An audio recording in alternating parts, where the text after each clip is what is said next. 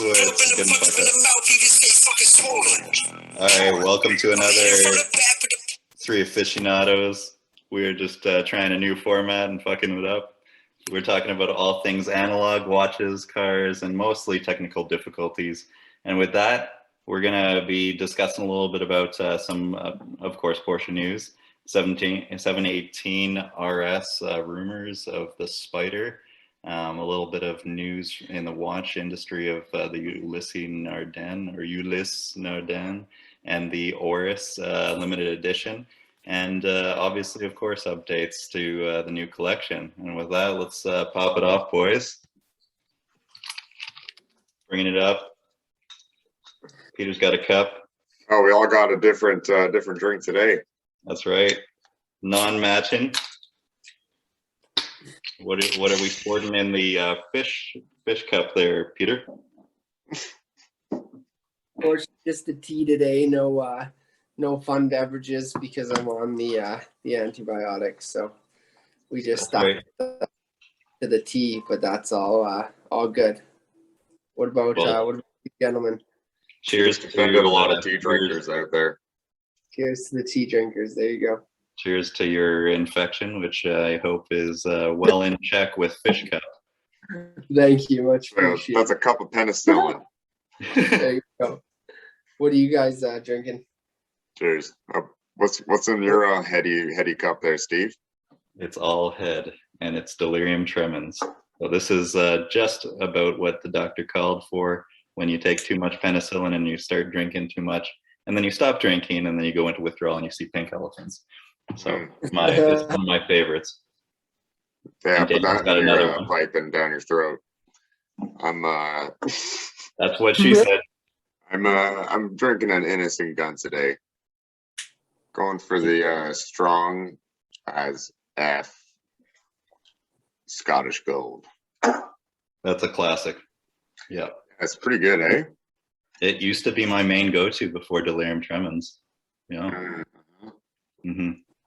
The tremors are too strong from this and took you too deep of a delirium, eh? That's right. Put it down your throat, and going into it too deep is exactly what Daniel called for in all the sexual innuendos. Well, there's a lot of other podcasts already talking about that, so let's talk about what's on our wrist today. All right, what's on the fish wrist? Fish wrist.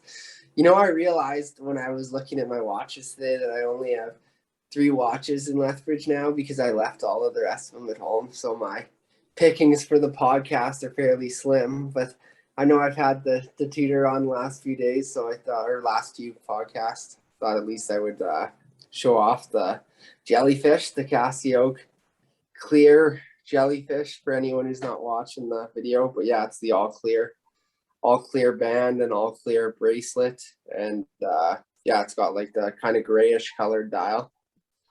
And yeah, I don't know, I've had it for a while. It's a great watch to wear during the week. It's the one I've kind of been taking. It's still a classic. I was just wearing mine for the last workout I just had. Well, it was actually not the Casio. It was the G-Shock John Mayer one. But normally I work out with the Casio. I find that one's way more light on the wrist and it doesn't roll around. Yeah, it's comfortable. I really like that watch a lot. 3 watches is all you need. Yeah, it is for right now, especially, and like I only got 2 weeks left now, so it's not like I'll be back with the rest of them soon enough, anyways. But I just thought it'd be safer that way because I'm not necessarily in my apartment a ton, and I'm just kind of leaving. Like I'm hiding everything when I leave, so it didn't really make sense to have the rest of my watches here, other than the ones that I kind of been wearing mostly. So I have this, and then what other one do I have? I have like a clear swatch that my parents got me that's kind of looks like this, but it's bigger. It's even larger, and I have that here too. With all your high risk activities out there requiring antibiotics, I can understand why you might want to run a bit of a shorter fleet. But I feel like Daniel's comment about watches being all you need maybe was a little bit more directed towards my end. No, not at all. It was directed to the person who it applies to at this moment. You know, I've had different numbers of watches at different times. And, I think that at the end of the day, as long as I have one nice watch that I like, I'm happy. And then I have space to, dream for more, or potentially maybe, yeah, realistically acquire something in the future. But my ideal situation would be 3 or more watches, but I think 3 is a great number. What is the current on your wrist right now? Right now, one of my watches. Right now, the watch I'm wearing is my BMW chronograph, which hasn't really been getting too much wrist time lately. I've been mostly wearing the Victorinox Dive Master. I don't know. Watches for me are kind of like music, where as you might cycle through different bands, I cycle through different watches. So I might listen to the same song 3 or 4 times in a row. Might wear the same watch for a few weeks, even though there's other options. But switched it up today. Decided to wear something a little lighter, give my arm a break. Starting to become like Popeye, carrying that 20-pound watch on my one arm. The gun on the wrist. Totally. What's going on with that shiny bracelet? I got the one of the more shiny stainless steel Rolex picks. It's the ceramic bezel BLRO Pepsi, and the red and blue GMT. It's actually probably one of the most sleek sports watches, I in my opinion, because of the Jubilee bracelet that I really enjoy. I think that's it's a nice change of something that I haven't really had on the wrist recently. Mostly I've been wearing subs, and this was a nice change of things. Although it totally does not match my green shirt. I was thinking that I probably should wear the green and gold John Mayer watch, but time did not allow that. So this is the one that I was actually wearing today. And it's a great one, a great all-rounder. And I wore it all throughout the day, except to work out. And then I went into my Peter mode, and I whipped out the G-Shock. I think the watch though suits your jumper or hoodie, whatever you want to call it. And I really like the Jubilee bracelet on that watch. I think it kind of makes the watch. There's something about it, just I can't picture another bracelet on that watch now that I've seen that combination. This is one of the few sports watches that I first got and I didn't quite get it. And then the more I owned it, the more I fell for it. So I cannot really imagine myself parting with it at this point. It's beautiful. I still, find that I'm always gravitating more towards the subs and the Daytonas, but I think it's a great all-rounder. And, if it didn't, just glow out to everyone that I'd be great for lifting an expensive watch off of, I'd find it to be like a perfect travel watch. But, I think for now I'll stick with, Explorers and maybe the 5513. But I think that I've actually been thinking about that and letting that 5513 go. So I've been kind of shopping that around and seeing, if I gave you the 5513, I'd like kind of shop this idea around. If I sold the 5513 through you, would it, open the door to possibly other watches? So far, I haven't been getting many leads on that. So I'm lightly shopping the idea around, not really so much as like just trying to sell it privately, which I think would be fairly easy right now, but more in like, keeping relationships open. So if you want a 5513, could you give me a Patek? No. Just a straight swap. That's just like no response. Or not even like a comment on that, it's like, no sounds comment. Interesting, but no, we'll see. Yeah. Let's shift into watch and car news. Let's start out with the car news first. I'm going to share this screen here.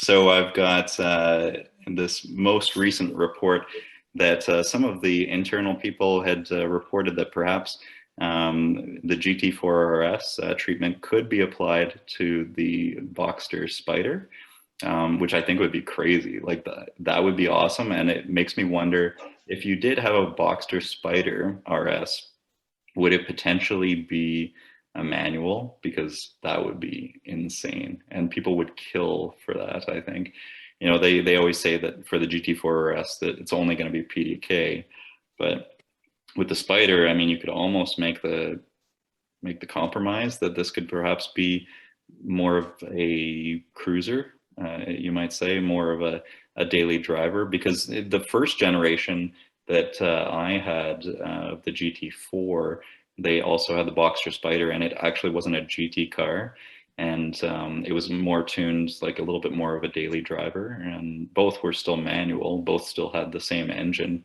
So if I imagined a 718 Boxster Spider RS equivalent that had a manual, I think that would be a crazy car.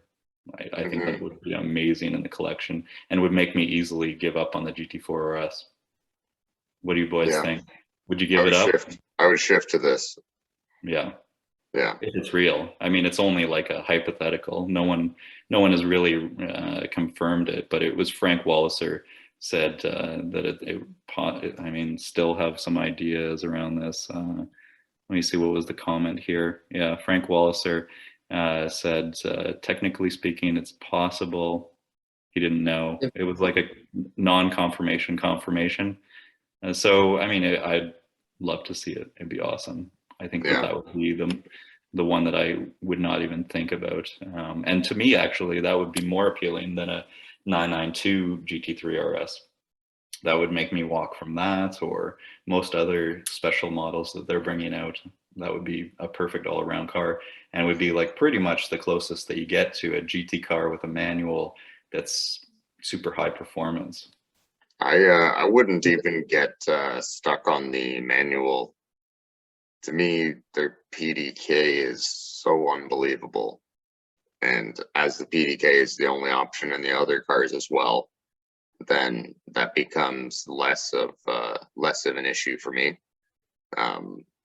I think I would pick the PDK regardless, and I get that maybe the manual would go up in value more so over time, but I've over the years I've really grown to like driving paddle shifts. I don't know, there's something so satisfying when you click the paddle and the gear flies up and down. There's something very satisfying about driving a stick shift as well. But if this is something that I would want to drive quite regularly, especially where I live in Toronto, I would go for the PDK on this. And I agree with you that this would take my attention away from many other Porsche models that are coming out. I'd be curious to know what the price would be. You know, would this be a greater price than the GT4 RS? Would this be on par? I imagine they'd be fairly close. Previously, the Boxster and the Cayman had a slight difference in their pricing, but when the Spider and the GT4 came out, the two were very, very similar in price range. I think they were almost the same. So I doubt that there would be much of a delta, but if they ended up making it like a limited edition and didn't actually say it was an RS, but they still used the guts and most of the hardware from it, it would be probably more, I imagine. Like, I could totally see them exploiting this and making it like, we'll only make 2,500, and it'll be a manual, and then everybody will go nuts, and it'll be like kind of like a speedster almost, but even like more a 911R. Yeah, something like that, in that line, right? And, you know, I mean, even Jerry Seinfeld made a comment that the initial Boxster Spider that came out was almost like 918 light, like a junior 918. So, you know, when someone says that, it certainly opens my eyes. And I think that he actually traded in his old Spider for the new Spider. It'd be kind of interesting to see, but it's all hypothetical at this point. We haven't even seen test mules at this point, I don't think. So, but it'd be kind of cool. I think If they put this into production, I hope they don't make it a limited run car. Yeah. I think that what's so appealing about the Boxster and the Cayman is that they're theoretically the attainable Porsches. It's like, that's the Porsche that if you saved up and you were smart about it, maybe at some point the average Joe could afford to get a Boxster. Maybe they could afford to get a Boxster or a Cayman GT4 even. So if you take something like this and then make it a limited production run, and then its value becomes up there with the other RS models, it suddenly takes a car that should be attainable to some people and makes it extremely exclusive, which wasn't really in the philosophy of the model lineup to begin with. I mean, that's in line with basically what's going on with the GT4 and the Spider. It's already really difficult to get, especially nowadays. It's in line with the RS philosophy. Yeah. Right? But like, this is the Boxster and Cayman. This is the entry level models. They've got to, I think they've got to keep that in mind in some way. You know, regardless of price, you know, cost of cars are going up, but availability shouldn't necessarily be restricted on a model like this. Yeah, absolutely. Well, speaking of other watches that are not so available, we got the Oris Chronos limited edition, and I immediately thought about you boys. This is like the love child of Daniel and Peter.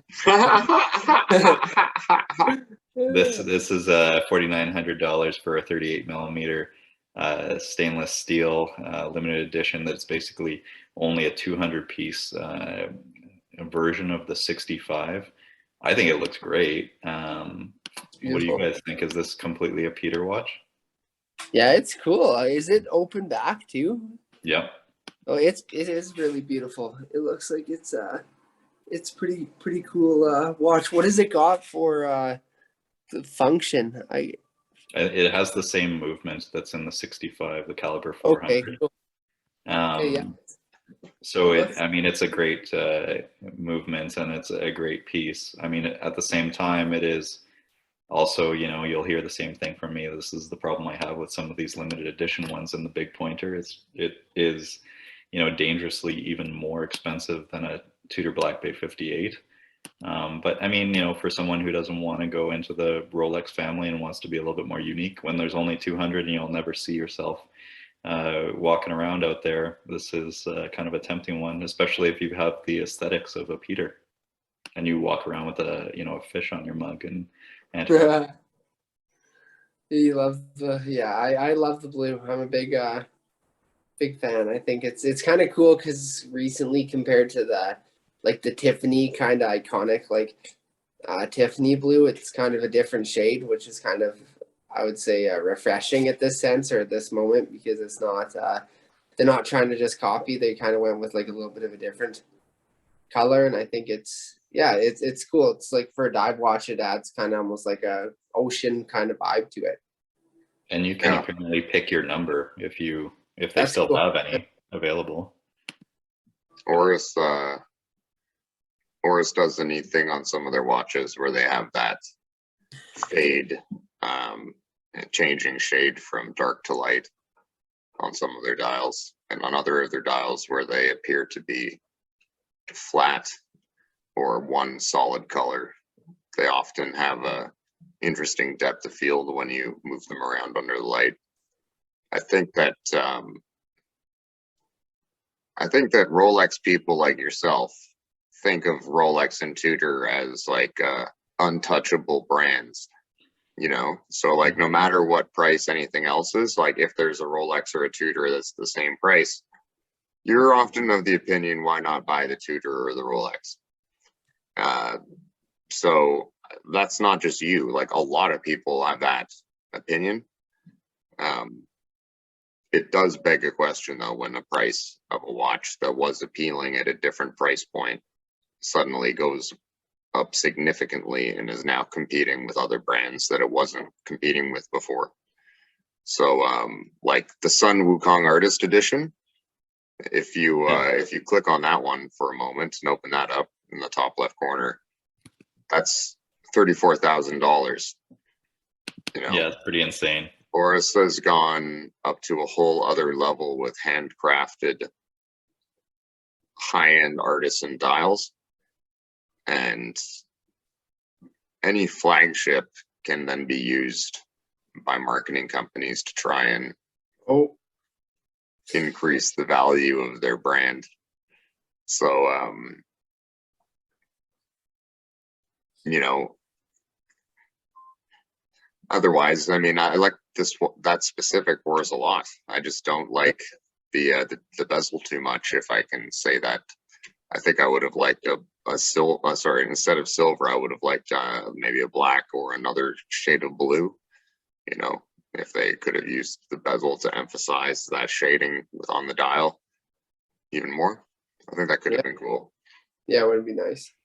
I see your appeal too with like I get like in a sense too, like I always found like looking for a watch, like it's kind of almost nice, like even though they are the same, like in the same price point, it's kind of nice to have something that's different or something that you've never seen before, kind of thing. I think that's always kind of a cool aspect too, and that's one thing I always kind of try to consider when I'm shopping for a watch is like, and that's kind of the thing about that limited, which is kind of neat. It's like for the price point, you know, you get something that you get probably will never ever see on someone else's wrist, right? Yeah. But I think that, you know, to your point, I would say that there's a lot of other watches that are still in that mix and that price range that are still very competitive. Like we've talked about the Cartier Santos, and to me, I would consider both equally, like totally different approaches and different types of watches. But right now, with what I want in a watch, what I'm pursuing in that price bracket, I think I'd probably pick a Santos over a 58 if the two were offered to me concurrently, unless it was a FXD Pelagos. I think that's the number one in that price range that really stands out, and that's not necessarily just because it's a Tudor, but yeah, I agree. It's a pretty interesting option. I think that it would be a perfect one for future Peter watch. I think so too. I think maybe I next think like time you're Rolex getting someone to you know, examine you, Peter, and you want to take you out afterwards, just tell them, you know, if you really want to show me a good time, get me an Oris. Yeah, I need a new watch. it's the perfect size watch. You know, Peter's wrist dimension perfectly. This matches not only my wrist, but also my other strength. Women, and, you know, attracts antibiotics as well.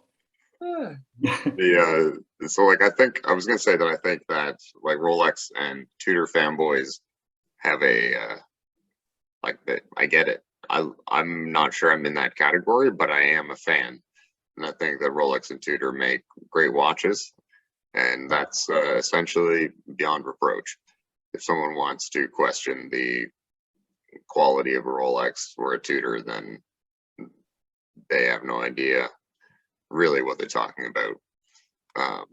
But there are brands that have also been around for 100+ years, and in that time period, those brands have also honed their skill set and their trade, and watchmaking has improved. We're like in a heyday in some ways of mechanical watchmaking, and an Oris is also an incredible watch. It's very well made. Stylistically, it is different though. And if you are a Rolex fan, I might see why some of the design cues on an Oris don't speak to you. And then for that reason, potentially I can see why at a similar price point, you would then gravitate back towards the brand you're typically interested in. Yeah, I mean, it all depends on the model and the price point and everywhere you're at. I mean, you know, you think about a Sky Dweller, and I don't know, does that really appeal to me? There's a lot of other watches in that price range.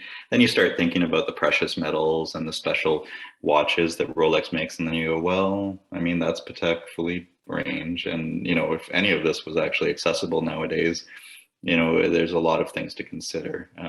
So I mean, I tend to always have a bias probably in most situations, but not always. I can still try to keep my mind open, and I still appreciate the G-Shocks. I appreciate the Orises, and also the Ulysse Nardin, which I still cannot pronounce, that I think that Daniel can educate us a little bit more about their most recent drop that doesn't have the sex images on it, preferably. Well, I can do my absolute best. PP image. Sex images, right? Like the Doha logo. Make sure that the appropriate browser is closed there, Daniel, before you share your screen. Mhm. Yeah, I'm pulling it up right now, so I've got the exact right disgusting image to share. Oh, good. So yeah. I mean, I think a while back we talked about it. So We talked just about how because we we were didn't know talking anything about about some it. disgusting fellatio, I thought fish fellatio. Yeah, there we go. The Doha, Doxa. Doha.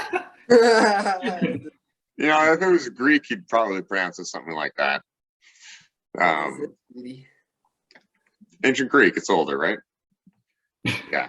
Gotta love the merman there going down on himself. Anyone can't see what I'm looking at. Look at the Doxa sub, the case back. You'll have a good time enjoying that one now. Basically, now you ruined it, and all I see is Marilyn Manson breaking ribs. You'll never get this one out of your head. Mm-hmm. So what we've got here is the new Ulysse Nardin. Ulysse Nardin. Yeah. Thanks, Steve. You cursed me. So it's called the new Blast Moonstruck. So Blast is like the model lineup, and then within that lineup, there are a few different watches that Ulysse Nardin makes. The Blast Moonstruck, though, to me is the most interesting watch they've made in a very long time. Ulysse Nardin, extremely high-end watch manufacturer. They make incredibly beautiful pieces. Some of them are a bit eccentric. They claim that they're legible and easy to read. I would say that all of them are extremely difficult to read, and their website doesn't provide nearly any help in understanding it. So let me just take you through what the website says about the new Blast Moonstruck. This is actually the first model. Reproduces the moon's rotation, the apparent movement of the sun around the globe as we observe it from Earth, and a tidal chart, designed to make the distance between the sun and the moon intelligible and intensely poetic. The geocentric display of the Blast Moonstruck is easy to understand, even for a beginner with no knowledge of astronomy. This sounds exactly like Daniel after he's done one too many bong hits and tries to read a watch. I'm like just Daniel, going into my journalist voice. Timex, for fuck's sakes. There's a time lapse. It's also just the way I talk. I put emphasis on the wrong syllable. That's how it is. You mean like the Doha? This watch shows you time. It shows you 24 different time zones around the world.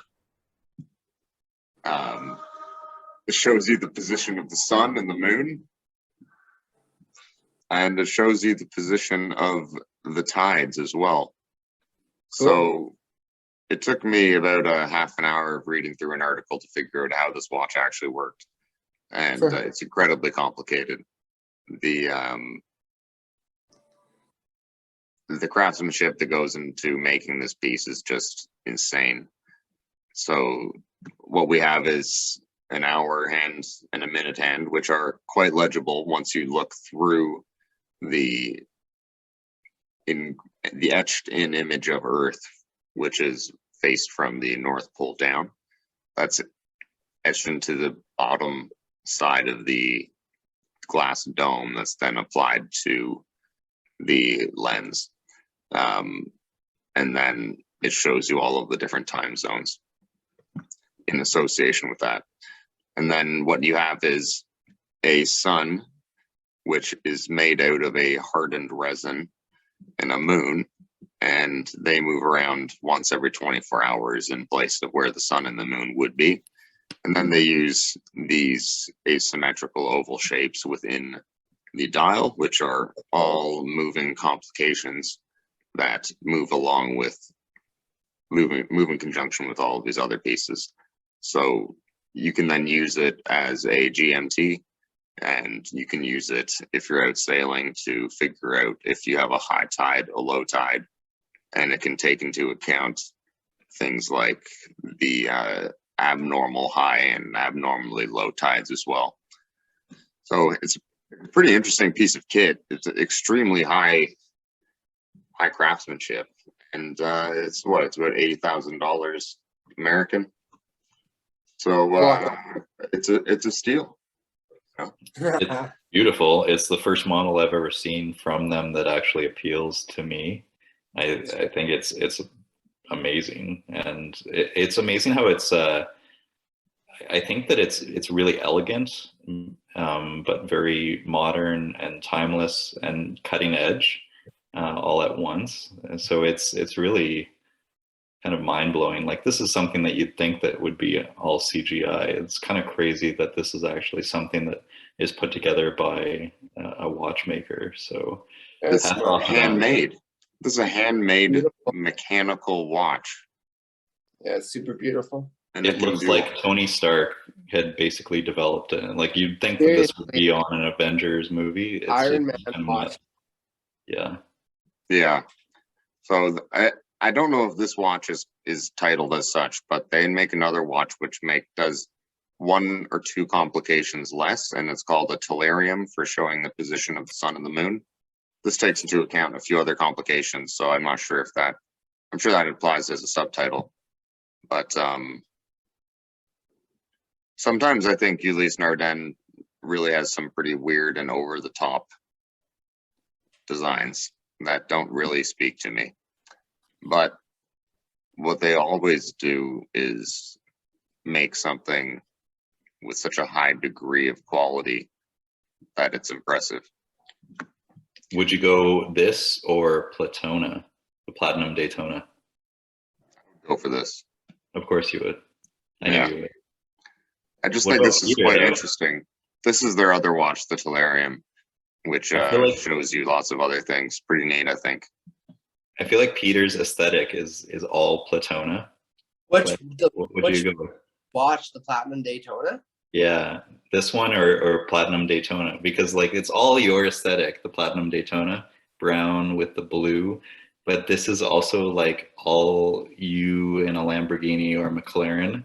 So I feel like the two are ones that should be like your end game watches.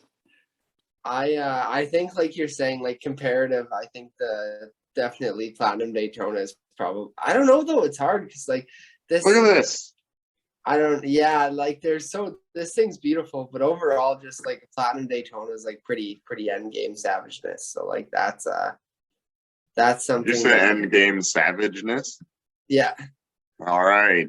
The end game savageness. Not saying this isn't beautiful, but overall I don't. It's like it would be something I mean, not like I've ever seen a Platinum in person, but it would just be something that like I've seen like Daytonas in person and they're really beautiful. So like maybe after seeing like something of like a comparative quality, even if it's lower of this, maybe it would change my mind. But I'm like a big like see in person kind of person. You know what I mean? It'd be like they'd have to be like both right in front of my face, and I'd have to be like, oh shit. The crazy thing is though that I almost don't believe that this even exists in real life. You know, like Platinum Daytona, I've seen in person, and I can't believe I didn't buy it. Like I should have just bought it. Now in retrospect, shit, what they're worth. But this, I feel like this is like almost like when Tesla goes and releases, oh, here's their new Roadster, or here's the Cybertruck, and you're like, okay, well, we'll see what actually comes to your door.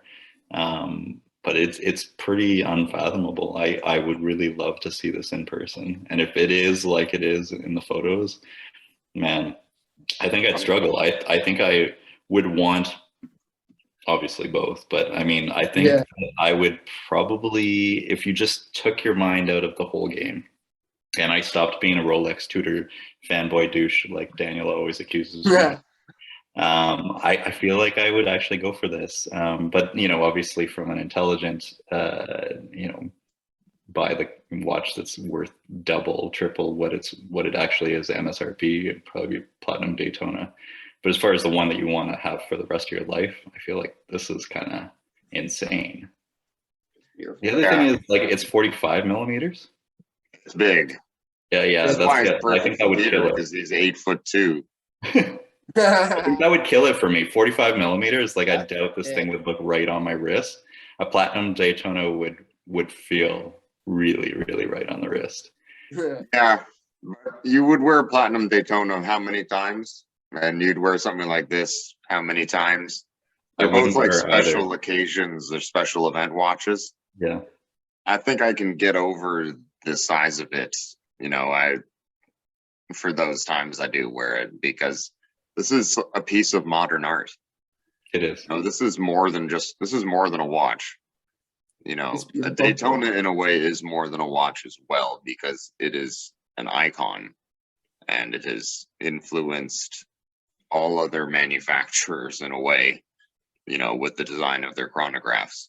But this, no one else could be influenced by this because almost no one else could replicate something like this. Like the creativity comes down to the horologist who invented it. And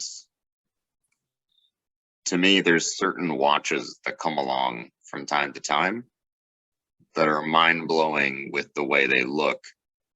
And at first, maybe they're overwhelming in the way that, you know, like a skeleton watch can be, where you don't really know where to look. Everything's kind of a bit confusing at first. And then you take some time and you get to learn the watch. And you develop more of a connection with it. And looking at it, for those of us joining online here, looking at it from this angle here, the depth They're all of joining field online there, Daniel. is so cool. What's that? They're all joining online there. YouTube is the best way to watch us. Oh, But like the way that they have this all designed together it's incredible. I'd like to correct Daniel. RedTube is actually the best way to watch us. And for those who are fans of Peter, they'll understand. With that 45 millimeter fitting him just right, we know where the antibiotics are going. And they're all Everything's proportionate. Well, I think, yeah, I mean, they're both really cool watches. I mean, ultimately, probably the one that I guess I'm probably juxtaposing two watches that are very different, but I probably would be thinking about this versus more like a complicated Patek Philippe. This is moon phase, so, you know, a moon phase Patek. But I mean, at this price point, I feel like you'd be getting a bit of a bargain comparatively. Like if this was made by Patek, it would be hundreds of $250,000. Yeah, exactly. Yeah. And you It's wouldn't incredible. see this kind of innovation, in my opinion. You wouldn't see this design come from Patek. No. Unless it was for like a Tiffany one-off kind of thing, right? Not to shit talk Patek at all. And now I guess I'm never getting my Patek Philippe. It's like the special one-off is like, let's change the color of a dial. Mm-hmm. Ulysse Nardin doesn't have that same kind of obligation to the status quo. They can do what they want. You know, Patek Philippe breaks the internet when they say, oh, we're discontinuing this colored dial and we're replacing it with a new colored dial. Nothing else changes. Just the color of the dial, the internet breaks. But if they just had like, you know, erotic sex dials, I feel like Patek Philippe would really, really just like the internet would just fall apart, wouldn't it? You know, totally. Like someone would have a heart attack. Like Ulysse Nardin drops this, as I've said, piece of modern art that's in more than a watch. This thing is incredible. And it was like us talking about it, other people joking about how they have no idea how it works. The amount of time I spent looking at this watch over the last couple of weeks, figuring it out, I've really grown an interest to it. Grown an interest to it. So what do you guys think? I know you guys have talked shit about it already in some ways, but no, I think we're both. I think we all are pretty in awe of it. I like it. I think I'm growing many interests in it, in my loins. Yeah, I have it bookmarked and I keep going back to it. What it reminds me of, as far as like just bending your mind, is the Jacob & Co. Globe. Thinking like the astronomer or the whatever it is. Astronomia. Yeah. That's pretty nuts. I don't know what the price is, but that's a tourbillon. Super expensive. They're like, I know. Like They're close to $1 million. Yeah. Yeah, let me. Oh, you got it right there. Perfect. Yeah, 1 mil. 1 million What a francs. bargain. What are your Oh, guys? it's about 550,000 US. It says, right? Without diamonds. Oh well, you got to have it with diamonds for I fuck's mean, sake. like that's ridiculous. Yeah, this to me is ridiculous. This looks like something out of like Charlie and the Chocolate Factory. Like this is something that Willy Wonka would wear. Where like Ulysse Nardin is something that a great sailor would wear. What kind of sailors are you hanging out with there? Great ones. Popeye on heroin? Only the greatest sailors, man. Only boat owners can afford Ulysse Nardin. I don't know a single captain of a ship who could afford to buy one. But Jacob and Co. Yeah, I don't get it. Well, when I get my first yacht, I'll have to sport a Ulysse Nardin. There you go. Should get a Ulysse Nardin. Yeah, absolutely. Steve. I don't know. This shit's crazy. But why don't we move on to the next subject? What are we talking about next?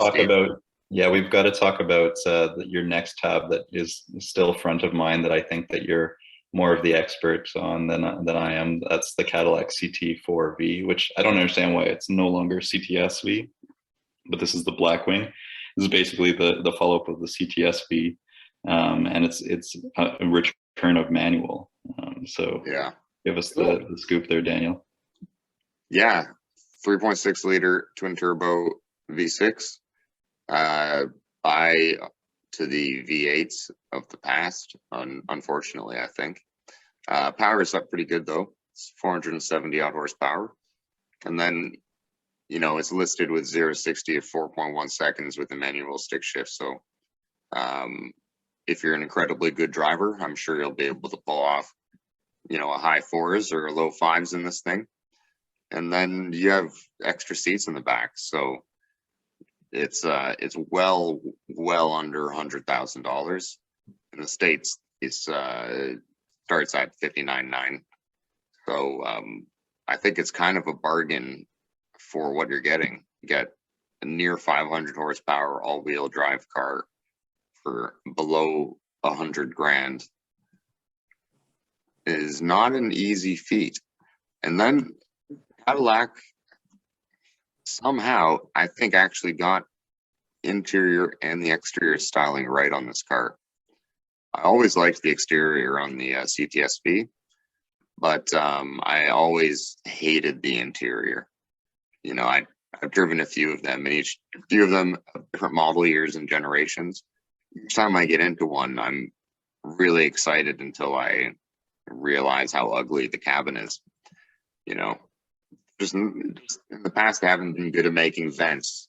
There's panel gaps, little things like that. But this in person looks as good as it does in the photos, and it drives as well as they all claim. And currently, by they, I mean Autoblog. And it's extremely exciting, the prospect. So I can see myself going for a test drive in this compared to, along with the BMWs and Mercedes, for a couple of reasons. One being the stick shift option with 500 horsepower all-wheel drive. Sounds pretty amazing. What do you guys think? That's awesome. I mean, it's interesting. I'm not sure, what really, really ruins it. I get interested and really excited, and then it's like, oh, it's like a 4-door Camaro. And I'm like, oh, okay. And I know that there have been good Camaros. But yeah, I mean, it's good now, and it's interesting. And don't get me wrong, I have all respect for them. My cousin took me out on the track in his CTSV. Unfortunately, it was an automatic and not a manual.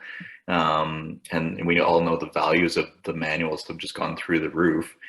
There's a few detractors, I guess, for me. Number one, that it's a V6 rather than V8, obviously. Number two, I don't know how much I love the design. I agree the interior looks a bit better than the way they looked before. The seats, I'm not so sure about the gray. I'm sure that there's a black version there. The exterior, I'm not sure. It's certainly, like you said, you hit the nail on the head. It's a value car. There's not too much else that you can get out there. You're basically looking at the upcoming M4, M3 all-wheel drive version, and it probably looks better than that, I'd say. I feel like it looks better than an M3, M4. Which isn't really saying too much at all for me. I mean, I'd probably be looking at this as like, wow, this, if you want an M5, this is, like half the price of an M5 almost now at this point. I'm not so sure that I could see myself in it, but I give it all of my respect from my perspective, especially when I see the side of that, like that hard plastic and the design of the seats. What about you, Peter? Yeah, I think you made some good points. Like I think for the value, I think it's a great car. Like for what it is and for the price point. But one of the biggest deterrents for me over anything, I think, would just be the fact that it is a V6 now compared to the V8. I think that was one thing that kind of made this car iconic. And one of the things that I always loved whenever I heard one rolling down the road is just that grumble of the V8. But I think overall for the price point, I think it's cool. Like I think you're getting a cool car that's 4-seater and that you can it's manual, which is really interesting.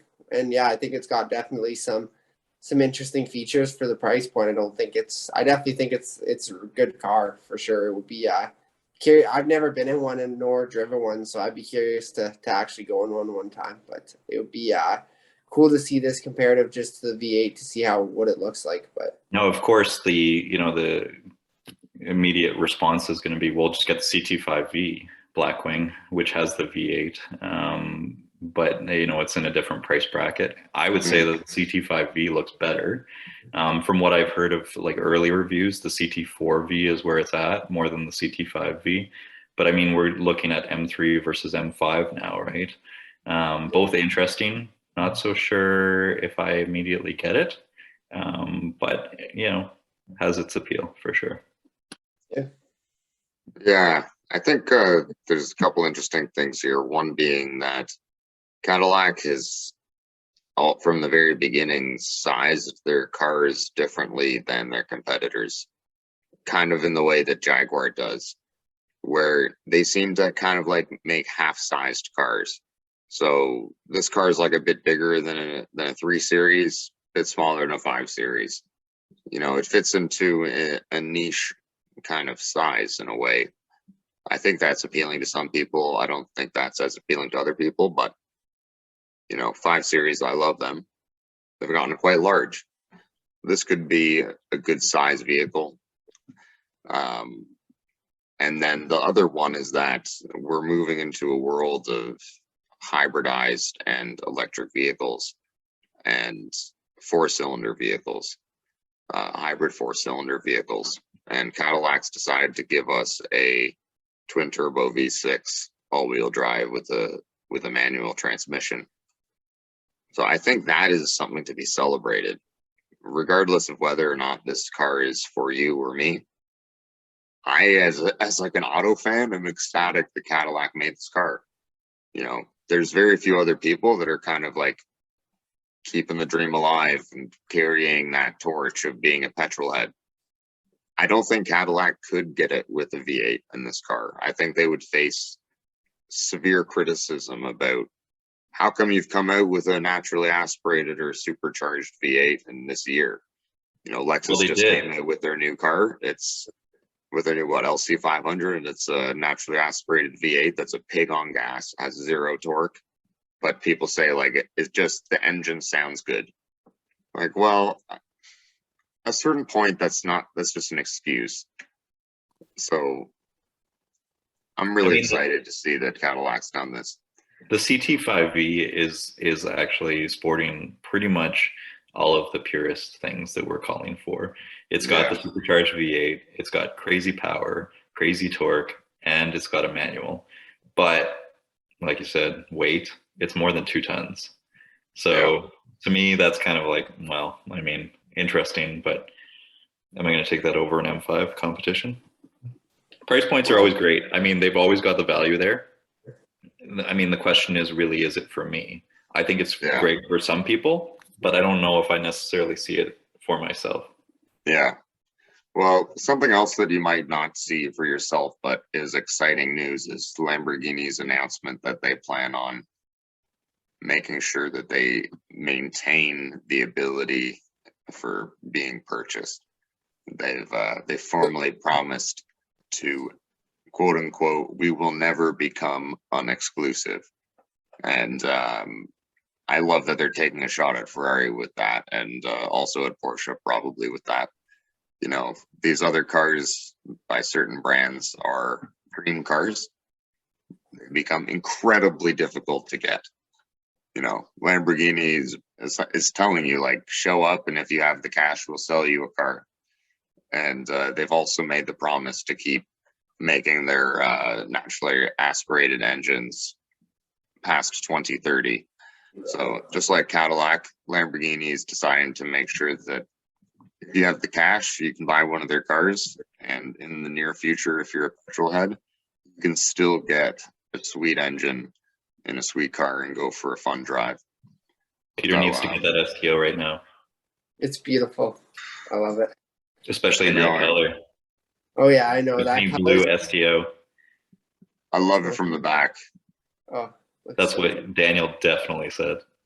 Nah.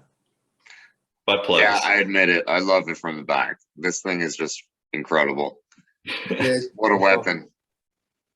You could just go so deep into the mountains with this thing so fast.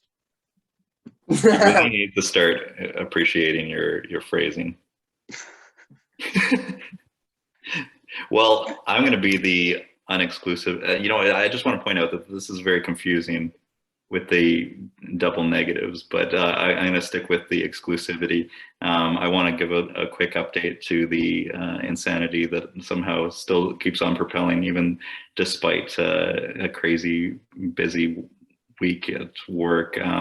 I've been constantly thinking about what the next end game car is to my collection, and Ferrari does definitely come up. Daniel, do you want me to bring up my my screen of some of the interesting developments? That would be great. So relinquish control of the computer.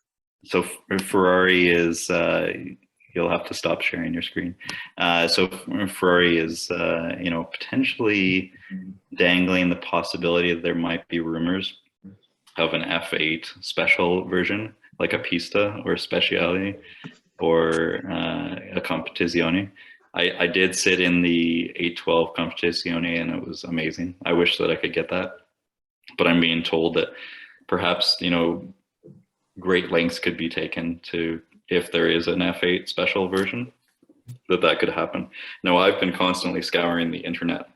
There's no links, there's no test mules, there's nothing, but Ferraris are very good at keeping this completely under their hat, because sometimes they just launch things and you never knew it was coming. Unlike the Ferrari Purosangue, which we didn't really talk about, but that's like the upcoming Ferrari leaked images of their SUV. I think, you know, an F8 special car would be like, okay, well, we're done. I mean, dust my whole collection off. That would be pretty awesome to get the last V8 special mid-engine car. I mean, a lot of arguments are stated that, you know, nobody's going to go for that when the 296 is out and they're moving towards hybridization. But we'll have to see, because if it does come, I feel like that's worth it. But we'll have to see. There's a lot of interesting promises that if that comes, that perhaps that might actually come my way. But that's got to be at least a few years away. So that's a little glimmer of hope off in the distance. But other things that I'm trying to use to think about what would be end game cars that could really clean off the collection. Well, one was that I heard of a potential lead of a local person who was selling their GT3 RS 4.0. And I just made a comment on one of the local paint protection film companies. They had a 997 RS 3.8 that was just being covered, and I was like, oh, is that for sale? And they're like, no, but the owner just bought it and he's getting rid of his 4.0. I was like, connect me. So this guy sent me these photos and I was drooling. This is interestingly a deep sea blue, that was previously owned by Jeff Zwart, who's a pretty legendary Porsche racer who's raced at Pikes Peak. You'll see that he actually signed the inside of the front. That's cool. Has about 13 to 12,000 miles. I think it was 12,000 miles. US car originally, number 461. I think it's en route to Kulu. The price is way out of my price range, unfortunately. I mean, it is paint to sample. The miles are actually technically on the higher side for a 4.0.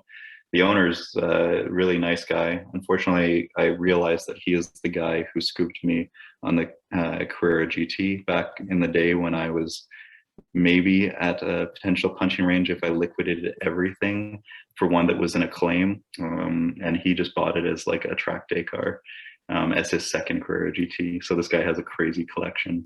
Really nice guy, but unfortunately will require that I get a full divorce and sell a house. So I think it'd be super cool, but it's not worth selling everything for, in my opinion. But No, it's not. this is interestingly a very understated version because it doesn't have like the red interior details. It does have the stitching, but it doesn't have the big chunks of red all throughout the interior. It doesn't have the stripe or the decals. It's pretty subtle. Most people wouldn't know. It would be if you know kind of situation, but it's super cool car. And if it were actually, I was reasoning and I was up all night thinking about this before we actually had this discussion. I was like, if I did everything to move on this, if it was in the regular price range of a 4.0 nowadays, I feel like I'd go for it, but it is way beyond that. It is like asking top of the market. And while PTS is great, I don't really care about what the color is. It could be shit colored. I'd still drive the shit out of it. If you wanted to sell a GT2 RS and or an F430 for a Porsche 4.0, I would personally kick the shit out of you. Yeah, well, it wouldn't be that necessarily. The way I thought about it was sell the GT2 and throw some cash in. If I did do all of that, it would probably be technically possible, but I would kick the shit out of me in retrospect for doing that. I mean, for a color and for a little bit of heritage history, ultimately I'd want to take it to the track and I'd want to drive it and I would depreciate it and I'd probably do stupid things in it, and it would just kill me to be depreciating and putting that at risk when it's worth way too much. I mean, if it was a Carrera GT, that's a different thing. It's just like, well, I mean, that's end game, and there's nothing beyond that. You really don't need anything. But to me, it's a 4.0. A 4.0 is cool, but it's not that cool. It's very cool, but at that price point, then you're competing with that new Ferrari we were talking about. Yeah, that would be an A12 Competizione. That would be an F8 special car. I don't like. They're not even in the same league by any standard. It's like, yeah, the Porsche 4.0 is a classic, but it's a classic. There's other, like we've talked about in the past, cars have exploded with speed capabilities in the last few years. Tire technology, brake technology, suspension technology, engine technology, everything has just become so good now to the point where there's a very strong argument, for just buying the new cars. I'm a huge fan of classic cars. One of my dream cars is the E39 M5. I also love the E46 M3. I love the Porsche Carreras from like the 90s and early 2000s. But like new hatchbacks that are a fraction of the cost are way faster. And that's kind of like embarrassing, then you have to just fall back onto, well, yeah, your new Ford is faster than my M5, but mine's a classic. And they just laugh like, I don't give a shit. And it's like, yeah, who gives a shit really? Which is the better car? Yeah. If at the end of the day you drive the 4.0 and that's the one you like more, then you spent your money the right way.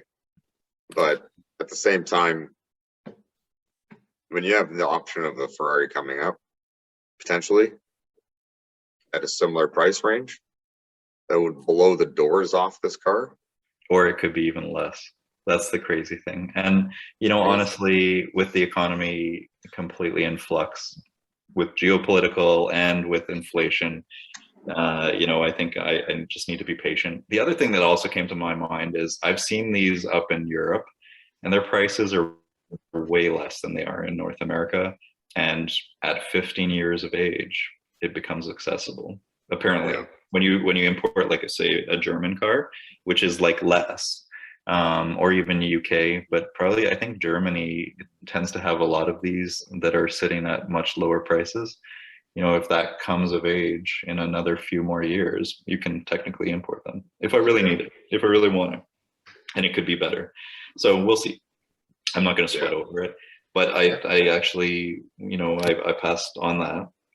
I'll keep an eye out for it, but I actually hear that it's going to Kulu, so maybe Kulu really wants my GT2 back, and maybe the economy takes a shit, and maybe I just take advantage. We'll see, whatever.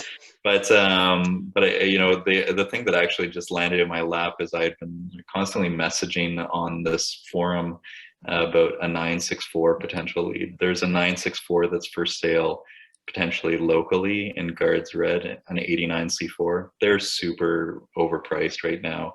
It's totally top of market, but at the same time, the overall mystique of this has not been lost on me. The fact that these are so sought after because of Singer is crazy, but yeah, I mean, it's Guards Red. That is the color that my dad's 944 was all throughout my childhood, and if that came at the right price, it'd be kind of interesting and intriguing. Apparently it's got, it's definitely not a minter. It's 117,000 kilometers, no claims or accidents. It's like pretty inside private, no one's listing it right now. So I'll go check it out this week if the guy actually is selling it. He's not even so sure he's going to list it. This is actually a wide body 964. I wish that I could get a wide body. I stupidly passed on one that was, I thought, ridiculously overpriced a couple of years ago. But I mean, ultimately it'd be kind of a cool car, but I only see it more as an intermediate short termer. Or maybe it would open up the door to getting back my old 997 RS from the guy who bought it from me, but we'll see. I mean, that's kind of where we're at right now. I don't know where we'll end up going, but it's nice to know that there's options. But I just need to keep in mind right now is such a bad time to be buying a used enthusiast car. Yeah, right now is a terrible time to be buying a car. Period. Yeah. Used supplies are low. Brands like Subaru and other companies have had to limit certain components installed on cars with the promise of installing them later post delivery once components have arrived. Supply chain is interfered with dramatically, and it's having a huge effect on the cost of cars. It's essentially pushed certain cars that were within people's price brackets out of their price bracket. So yeah, I mean, my advice basically, like, unless, not just to you, but to anybody, is like, unless the exact right car comes up right now, and it's the car that you want, and you're willing to pay a premium knowing you might take a loss, don't buy a car right now. Yeah, for sure. Or just be smart about it. Get in and get out. I don't think that, unless it's, I view it as either short term or long term from a used performance car purchase. Either if you can make a quick buck, or it's like you gotta have it and it doesn't matter. And that was actually the thinking that was behind the 4.0. It was like, you know what, these really don't come up too often, especially in Canada. And if it was really right, and if it was the really right price, but it's not. So that's fine. There will be others, and Germany will be available in the future. So, I mean, we'll see. But it's nice to share the passion. But yeah. I'm quite fortunate to say that the consolation is, this summer, my boy Daniel's coming out to squat in my basement, and or potentially, I don't know, depending on his antibiotic requirements. And maybe we'll go out to the track or whatever, or maybe we'll go up to some random northern spots and rent a truck. I just got my hands on a GoPro. just started planning the trip. It's confirmed. I'll be out there and I'll see you guys. And I can't wait to start planning a in-person recording session where we can cheers and pop it off. Cheers to In the that. same room. Pop it off. I'll prescribe us all some prophylactic antibiotics. I'm gonna need some Viagra and penicillin if I'm gonna get my way through that. Viagra and penicillin. That's what I call a good weekend. Well, boys, thanks for another great episode and a good touch base. And I think we're gonna pop it down. What was the other new phrase of? I can't remember what it was. I think it was something about Peter's gigantic penis. I was gonna say shake it down or something like that. I can't remember what the hell it was. Well, I wish we stopped this conversation a moment ago. Here we are. But here we are. This is Well, life. by the Sometimes, miracle of editing, we could always turn it around, but we are all very lazy men. So sometimes thanks you again wish for things joining went us. differently. Yeah. We'll see you next week. Stay tuned for another episode of Steve Needs to Focus More on His Fucking Job. Good night, everybody. See you guys. Take care.